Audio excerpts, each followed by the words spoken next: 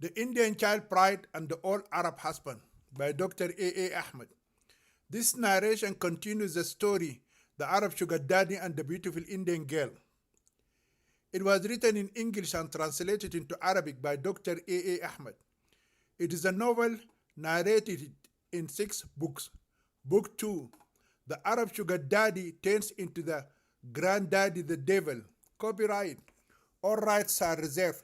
No part of this book may be reproduced, stored, tribal system, or transmitted in any form or by any means without the prior written permission of the author, except by the reviewer, who may quote brief passages from the review for printing in a general magazine, a school journal, or a university article.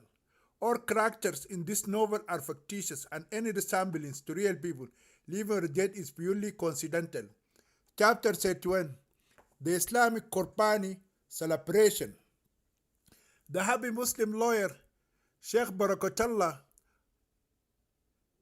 swore by his exalted Allah and his gracious Prophet Muhammad that when he returned from the West, he would bring the best foreign clothes to his Muslima wife and 9 children.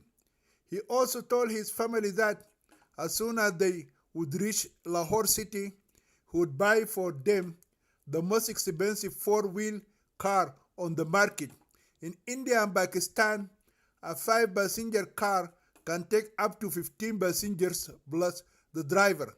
The only thing the lucky Muslim lawyer, Mr. Sheikh Barakatullah, did not share with his Muslim wife and children is that he is planning to find 3 young and beautiful, all Allah-fearing Pakistani Muslim girls to marry. He planned each year to wed himself to one beautiful young Lahori Muslima girl until he would complete the blessed Sunnah of the Prophet Muhammad and the Holy Quran of having 4 wives at the same time. Their ages should be between 13 and 15. The second wife should be 15 years old, and the third wife should be 13, and the fourth wife 14 years old. He decided not to be that shameless, pedophile, and go for an 11-year-old girl as the wicked old Saudi did with the Hyderabadi girl Amina Hyder Ali. With those devilish plans in mind, Sheikh Barakatullah took the blessed and obedient Indian maid servant from the hotel to the Swiss consulate to apply for tourist visas. To ensure that the consulate would not reject their application, Iffet claimed that Barakatullah was her mother's brother. She attached on an official letter from the Abu Dhabi International Bank that showed her bank account balance. The consulate could not believe such a young Indian Muslima girl could have that much money. Contacting the bank eliminated that disbelief.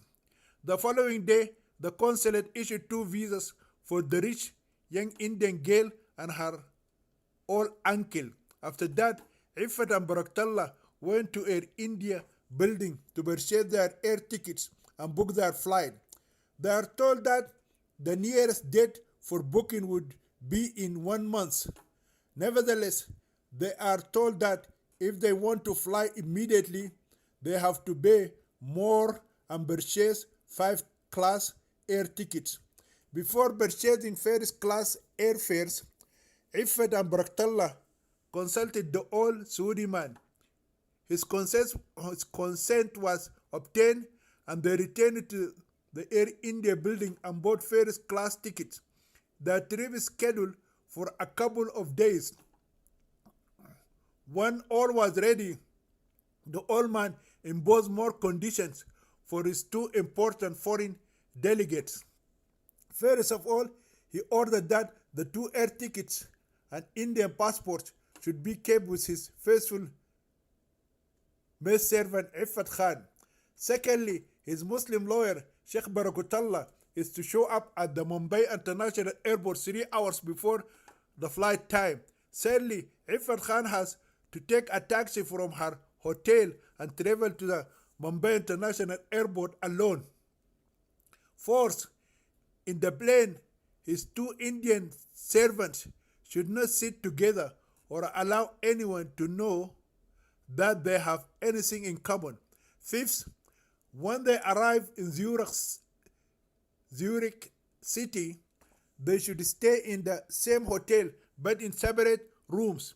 In no uncertain terms, his Muslim lawyer and his Indian maidservant should not stay in the same hotel room. His conditions given, the old Saudi left up his both hands to the sky and ordered Ifat Khan and Sheikh Barakatullah to lift up their four hands to their exalted Allah too. Then he loudly recited Surah Al-Fatiha, the first chapter of the Holy Quran, and sent them with the blessings and protection of Allah and his beloved messenger, Muhammad ibn Abdullah ibn Kilab. May the peace and praise of Allah be upon him. After kissing his wealthy imprisoned client and saying goodbye to him, the lawyer Sheikh Barakatullah escorted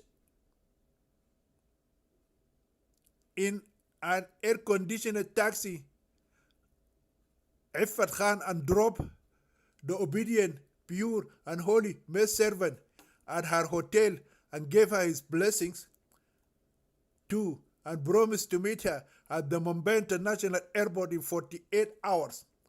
That day, the Muslim lawyer is in a great hurry. His wife and children have organized a big feast and party for him. The family invited 200 Muslim men and women, plus an uncountable number of their children and dogs to the great feast. The Barakatullah family spent 45,000 rupees on preparing for that big party. Everyone invited was told that the happy party was in honor of the successful business that Sheikh Barakatullah had started with a big international European enterprise. The crooked lawyer lied to everyone, even his family members, that he had started an international import and export company. His trip to Switzerland is for the commencement of the foreign business syndicate. He claimed that he had been invited by his European partners to come to Zurich city in Switzerland for the inauguration ceremony of the International Business Organization. With the nodding heads of every Muslim around him, the corrupt lawyer swore by his Allah that he is going to quit working as a wakil or a secular advocate. He argued that his Islamic conscience convicted him of the big sins that he committed by doing a profession that is openly condemned by Sharia law. According to Islamic Sharia law, lawyers are not accepted at court of law, and hence it is haram in Islam to study secular law and become a lawyer or a secular judge. Only those who have attended a bona fide Islamic college and studied Sharia law would be allowed to become judges in Sharia courts. In fact, according to all schools of Sharia law, soliciting is not a part of the Islamic judicial system.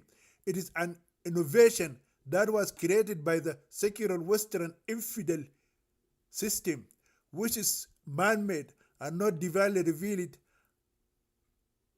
as the Sharia.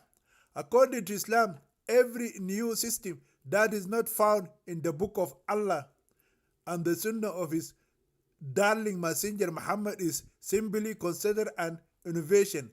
Every innovation leads to hellfire.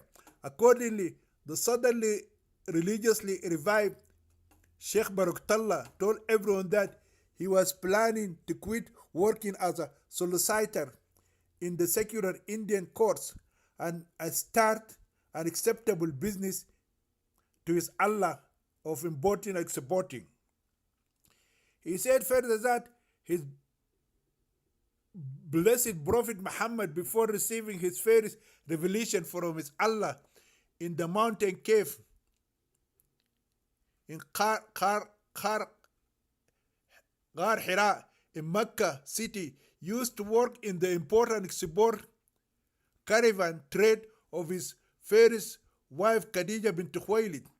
The three types of people that are persona non grata in the Islamic judicial system are a woman, a lawyer, and an infidel. In any case, Baraktullah had truly made up his mind to forsake the profession that he worked in for so many years and had used his income to fill the stomachs of his Muslim wife, children, and himself. For celebrating the great party, Sheikh Baraktullah slaughtered 5 goats and 3 lambs and bought 400 chickens to celebrate his new overseas business and thank Allah and the Prophet for the great treasure that he brought to his life. If he is allowed, he might have also slaughtered a couple of cows. But a cow is a sacred animal for Hindus, and therefore killing and eating it is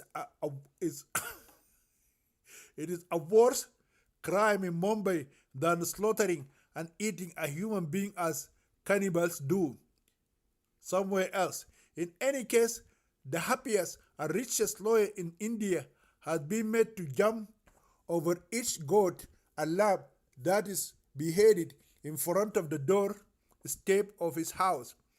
A Muslim is required to celebrate every blessing by slaughtering an animal as a korban to his Allah and jumping over its blood. In that way, he is expected to break the curse that is hindering his blessing or give thanksgiving to Allah for his blessing, for blessing him. That day, the Baraktullah family and their 200 Muslim guests, along with their many children and domestic animals, celebrated the happy party with merry hearts. That day also, everyone filled his stomach or her tummy with delicious mutton biryani, chicken curry, and chicken tandoori, and various kinds of sweet Indian dishes. Some close relatives have even been blessed financially too. Chapter 32. The Muslim girl in her black burqa. On the day of the overseas departure, the happy Baraktullah Muslim family came to the Mumbai and Chhatrapati Shivaji International Airport, accompanied by more than 100 Muslim brethren. Half of the guests who celebrated and enjoyed this delicious food on the night of the merry celebration have come to the international airport to see the blessed Muslim man Sheikh Barakatullah flying abroad. In keeping with his new station in life, Barakatullah rented 2 buses for those who wanted it to come to the international airport and say goodbye to him and see him how handsome and well dressed on his first overseas trip to Europe. The 2 buses picked up all the guests and their little ones from their houses and brought them to Mumbai International Airport. Some of them wanted it to bring their ugly and emaciated dogs, but they were told animals are not allowed at the international airport. Most of the guests have neither been to the airport before nor have seen an aeroplane before that Memorial Day. The same guests are promised that they will be picked up again from their houses and brought to the international airport to welcome the wealthy business tycoon Mr. Sheikh Khaldeen Barakatullah on the day of his arrival from Europe. The Barakatullah clan his wife, their 5 sons and 4 daughters, and some remarkably close Muslim relatives came to the international airport in a shared hire minibus. The wife and the 4 daughters are eager to meet the blessed, pure, holy, and loyal Muslima girl Iffat Khan. Barakallah told his family that one of his wealthy Arab partners has a very faithful and obedient Indian Muslim maidservant. He told his wife and daughters in particular that when they would meet Iffat Khan, they should try to convince her to unveil herself and show them her face and hair, and if possible, her legs and shoulders and buttocks too. They should do that in the women's washroom at the international airport.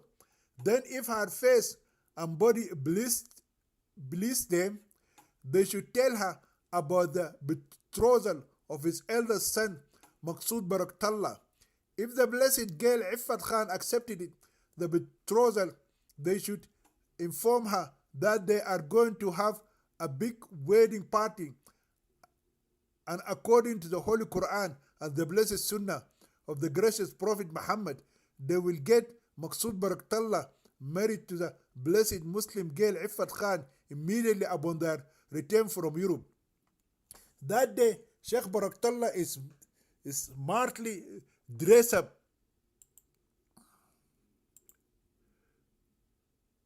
to the point that people who have known him before might not have recognized him. If he claimed to be an Indian celebrity, a Bollywood film star, a minister, that day the Indian Muslim lawyer Sheikh Barakallah is smart to dress up so that people who have known him before might not have recognized him. If he claimed to be an Indian celebrity, a Bollywood film star, a minister, a UN delegate who came from Geneva, or a big shot, no one would deny it. His sons also sported it new attire. In keeping with the men, his wife and 4 daughters are dressed up in new Islamic burqas, but their faces are uncovered. Everyone in their social circle came to the airport that particular afternoon to talk to the man of the hour and get his blessings. The happy Wakil is so uncharacteristically generous that day. He is distributing tens, fifties, and hundreds of Indian rupee notes like flowers or hot cakes. Everyone shook hands with him, was blessed with some money. Now and then, Mr. Barakallah put his hand into his pocket, and whatever currency appears at random, he blesses it in the hand of the man or a woman that shook his hand. His pocket is like a lucky jackpot machine. Everyone receives according to his or her luck. Some people had gotten 10 rupee notes, some 50 rupee notes, and some incredibly lucky ones got 100 rupee notes. He did not bother if he finished all of the 100,000 rupees that he got as a first amount of goodwill, which they both call Arbun, from his imprisoned wealthy client Sheikh Faiz bin Ahmed. He has already used and spent most of it in bribing people, his happy celebrations, and purchasing fancy clothes for himself and his family. He knows that in less than 24 hours, he is going to receive 70 million Indian rupees. His plan all along is to give his accomplices in crime 4 crores of rupees and keep 3 crores rupees for himself. So when the sun rises again in Europe, he will have in his possession a sum of $1 million. He will give his associates in crime 57,571,429 US dollars and deposit in his overseas bank account 428,571 US dollars. He knows quite well that the amount will be double when the trial is successfully over and the old Arab pedophile man is exonerated of the hideous crime he had committed against the innocent underage 11-year-old Indian girl Amina Haidar Ali. That means the corrupt judge of the High Court would get as a first installment 20 million rupees. The two crooked police commissioners of Mumbai and Hyderabad would receive 10 million rupees each, and the remaining 3 crores would remain deposited in the overseas account of the luckiest and happiest Muslim lawyer in the world. Additionally, the International Airport police officers who arrested the kidnapper and rapist of the 11-year-old Indian girl would receive from him 200,000 Indian rupees each. Amina's family would get 50,000 rupees as their first in payment. Baraktullah volunteered to pay the bribes of those airport police officers and the victim's family from his lion's share. After the trial is successfully conducted and the Arab old man is released with honor, the same distribution process would be repeated. Baraktullah promised to pay the bribes of the airport police officers and Amina's family in cash. For the main Hindu judge of the Mumbai International Court, for the main Hindu judge of the Mumbai Criminal Court and the 2 police commissioners of Mumbai and Hyderabad, he would transfer their shares into secret foreign accounts of their choosing. It is up to each of them which bank they would nominate, be it in an Arab country or a Western country. While Sheikh Baraktullah prepared everything, he forgot one critical thing. He reached the international airport 3 hours before his flight, as was decided by the imprisoned old servant. The faithful Indian maid servant Iffat Khan is supposed to reach at the same time and meet him outside the international airport. Then the plan required the 2 of them to have to proceed to the departure hall and begin the process of their overseas flight.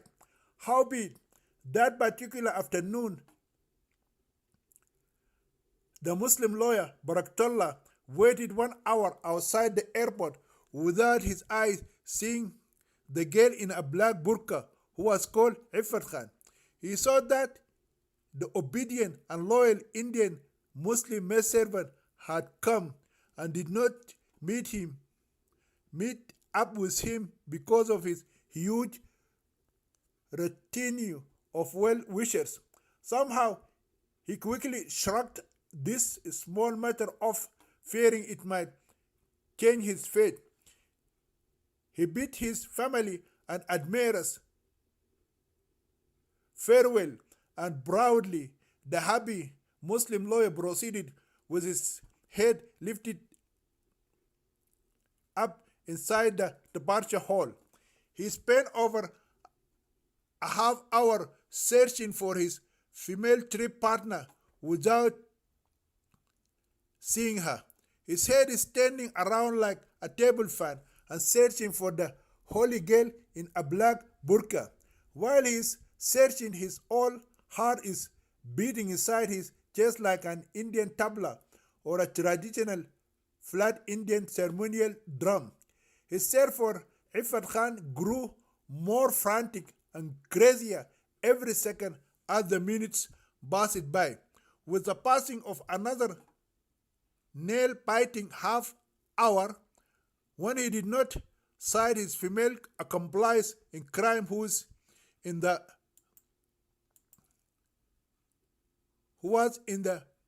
black burqa and had in the past few weeks been like his black shadow, he ran to the information office and begged for an urgent announcement. The information office announced the name of Iffat Khan all over the international airport and requested her to come as soon as possible to the inquiry office and meet her uncle, Sheikh Barakatullah. The announcement is missed thrice. Barakatullah waited another half hour at the information office without seeing Iffat Khan. He left the office, ran to another airport office, and inquired about his and his niece's flight. The office confirmed their bookings, but they said they had no clue whether his niece had arrived at the departure hall, passed through the checkpoint, completed her process, and headed toward the Indian plane or not. He is advised to rush to the security checkpoint before he misses his flight. The frantic man ran as if being chased by a wild beast. He could not feel his feet or his body while he was running like a crazy person. He stumbled on someone's luggage and fell clumsily. Ignored the pain and humiliation, got up quickly and resumed his panicked running. At the departure hall entrance, the airport security prevented his entry because he had neither an Indian passport nor an air ticket. He begged the police to allow him to go in, but his pleadings fell on deaf ears. The police threatened to arrest him and throw him behind bars if he continued to bother them. Sheikh Barakatullah almost cried when the airport police pushed him back. His tears are now falling from his eyes like hot acid. Less than half an hour before takeoff, when he heard his name and that of Iffat Khan being requested to proceed to gate number 14, the announcer stressing that it was a last call for the Zurich flight. He once again presented himself at the boarding checkpoint. When he faced the airport police the second time, explaining that he was responding to the announcement, they once again requested his boarding pass and his Indian passport. He said his Indian passport and air ticket are with his niece, Iffat Khan. One angry Hindu police officer who hates Muslims with bitterness told him to go and find his fucking ugly burqa-clad niece and obtain his travel papers from her, or else he should better get the hell out of here. He stood around until he was kicked out again. This time he has been given the final warning. If he shows up again without his travel papers, they will fly him in a police car to the Mumbai men's prison at Arthur Road jail. The disturbed and frightened Muslim lawyer dragged his feet and sat on a bench while his eyes were running down rivers of tears like a heavy rain of cats and dogs. When the Air India plane took off, the Muslim lawyer, Sheikh Barakatullah, fell on his knees and began to weep. Some kind Indians came and helped him to stand up again on his feet. His feet, which moments ago propelled him at a breakneck speed, now became so feeble that he had to be helped by some kind people until he found another bench and sat on it. It took him a long time to come back to his senses. The first step he decided to take was to run to the cheap hotel at Mumbai Central, find that stupid Indian Muslim girl, and kick her left or right for forgetting to come to the international airport for unnecessarily missing her flight. When he came out of the crowded area in front of the airport and found all his family members and admirers had already gone, he absently visualized the happy moment when all of them saw the Air India plane taking off, waving their hands at him. He is not looking forward to the abject shock and sadness when his family members learn that departure has taken place, that the rapture has taken place, but he is left behind. Chapter 33. The life threats to him and his family. While holding his small travel bag in his hand, like an Indian worker holding his lunch in a tiny tiffin, the extremely outraged Muslim lawyer Sheikh Baraktullah stopped a taxi and told the cabby to take him with the speed of light to Bombay Central. It took him 1 hour to reach Iffat Khan's hotel. The ride is far from peaceful, with his anger mounting with panic and terror to madness as his taxi driver did battle with the typical Mumbai traffic. When the taxi dropped him in front of the cheap hotel, he felt like exploding in rage at any moment. He forgot to pay the taxi fare until the angry cabby screamed at him and demanded his rate. He paid in a hurry the taxi fare, then rushed inside the hotel and asked the front desk girl in a tone that did not hide his indescribable anger to summon the room of Iffat Khan and ask her to come down as soon as possible to meet her outraged uncle, the Muslim lawyer Sheikh Barakallah.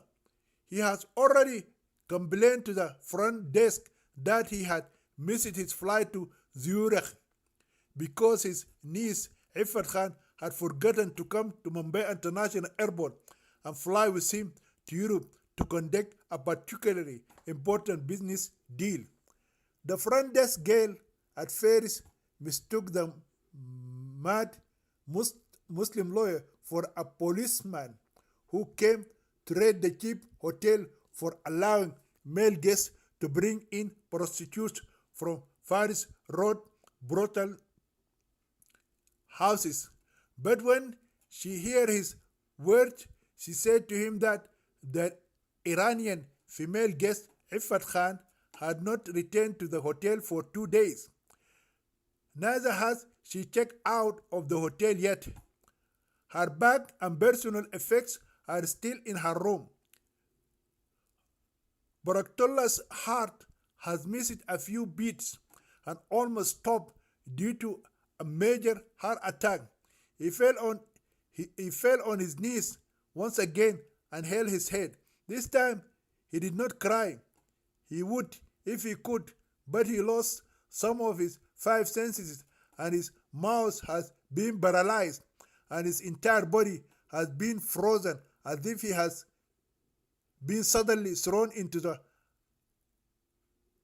Arctic. When Sheikh Baraktullah somehow overcame his second huge shock of the day and cleared his mind so he could unravel or understand the mess he found himself having been cast in the midst of it. The first place he decided to go to is the Archer Road jail. Maybe he could find out what has happened to the accursed girl in the black burqa there. On his way, in yet another taxi, he has the sinking feeling that if he could not find out where the Indian maidservant had gone, he would just simply die of a major heart attack or lose his mind and end up in a mental hospital, chained in a cell as a lunatic, dangerous man. He's already beginning to talk to himself as if he's a madman. He talked to Allah and begged him to intervene before he would commit suicide or kill someone else. That now became his third option, none of them particularly appealing. From the exultant status and joyous mood in the international airport, he is now despairing and suicidal. At the jail, he has been told by the guards that the visiting time is over. He was then advised to come the next day. The Muslim lawyer Baraktullah knows that his mental condition would not allow him to survive for 24 hours without knowing where Iffat Khan is. Therefore, he paid a bribe of 2,000 rupees and convinced the jail authority to allow him to meet his important Arab client, Mr. Sheikh Faiz Bani Ahmed of Saudi Arabia. When the old man had come and also come to know what had happened at the international airport, he spat on the face of his Muslim lawyer 10 times and called him every filthy Hindi word he had learned in jail. He said to him, Mother chut, Bahan chut, Teri Maki chut, Teri Bahanki chut, chutia. He even said to him in Arabic, Kusummak ya ibn Sharbuta, Anik ukhtak ya ibn al-Kalb. He has accused him of conspiring with his fucking Indian maidservant. The first thought that erupted in the volcano-like mind of the old man is that the Indian Muslim lawyer convinced his Indian wife to deceive her Arab master and steal his money and divide it between them. For that reason, he spat on his lawyer's face and showered him with bad language. He also threatened that he would pay a huge amount of money to some dangerous, bloodthirsty gundas he is now acquainted with inside jail and wipe out Baraktullah, his family, and all stinky, foul-smelling Muslim beggars. With this threat registering firmly on his lawyer's face, he gave him 24 hours to abandon his wicked scheme and bring his disobedient Indian maidservant to him, with the two of them kneeling in front of him, repentant and begging for his forgiveness. If his maidservant refused to come to him, he would bribe those gangsters to find her, gang rape her, and then kill her most cruelly and brutally that they know. He even swore by his Allah that he would tell his inmate gangsters to tie her legs up between two horses and split her body into two halves, including her dirty pussy, which he fucked by his big phallus many times when they were in Tehran, in his house. The frightened Muslim lawyer has ignored this bad news about the chaste maidservant Iffat Khan being already raped several times by the dirty, pedophile, and Arab man and concentrated on his life threats. In fact, Sheikh Ahmed came to know of that inhumane punishment in the Islamic school while he was studying the biography of his Prophet Muhammad. His biography said that the Prophet Islam killed an old woman called Girfa for criticizing him. The alleged Prophet of God instructed that her legs to be tied to two camels and her body torn into two halves. Girfa was over 100 years old when she was sentenced to her violent death in that cruel manner. In keeping with tradition, The madman extremely outraged all Arab man swear by his Allah that if his Muslim lawyer and his Indian maidservant would not show up on the following day, he would send some dangerous Muslim terrorists from jail to kill them in the same way. After receiving the serious death threat, Sheikh Baraktallah returned to the cheap hotel and begged the management to supply him with any clues that might lead him to the whereabouts of their female guest Iffat Khan. He proposed to pay a few thousand rupees if anyone would give him any clues. The hotel staff apologized and explained that they had not the slightest idea where their hotel female guest went.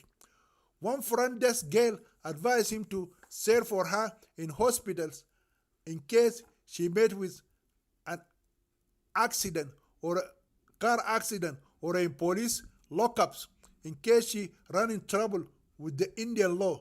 Baraktullah knows that there are hundreds of hospitals and many police lockups in Mumbai. He might have needed it more than a month to go from hospital to hospital and from one police lockup to another.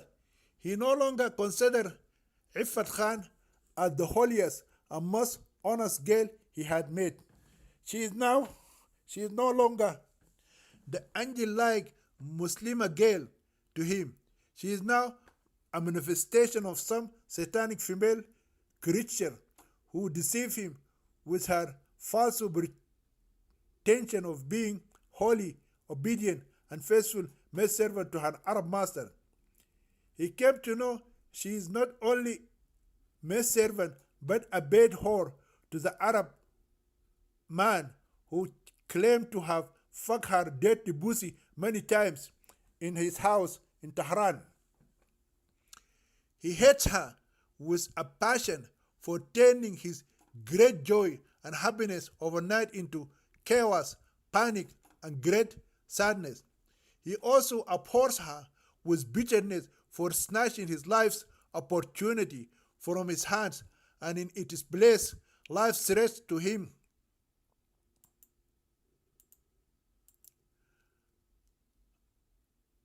And to the members of his Muslim family. He knew that if the old Saudi man decided to carry out his threats through his evil jail inmates, his family members and he would meet their cruel end at the hand of the ruthless Mumbai Muslim gangsters within 24 hours. Sheikh Baraktullah understood that he could not solve the problem of the mysteriously disappeared Indian maidservant alone. He decided to involve his accomplices in crime in the search for the missing Indian maidservant of his Arab client. He wasted no time phoning the police commissioner of Mumbai and told him about the sad news and asked him to help him in locating the missing Muslima girl. The police commissioner has even become more disturbed and troubled than the Muslim lawyer himself. More than just the 20 million rupees in the palace, this is a man who is not used to being swindled. He told the Muslim lawyer Baraktullah that he would mobilize the entire police department of Mumbai to search for Iffat Khan. He promised to find her within 24 hours. The citywide search hit its first hurdle when they realized that they had no photo of Iffat Khan. Coming in from Iran, the only clue the 18-year-old girl has left behind is a photocopy of her passport at the hotel, issued when she was 7 years old. The police commissioner contacted the Mumbai International Airport and domestic airport. Neither airport did not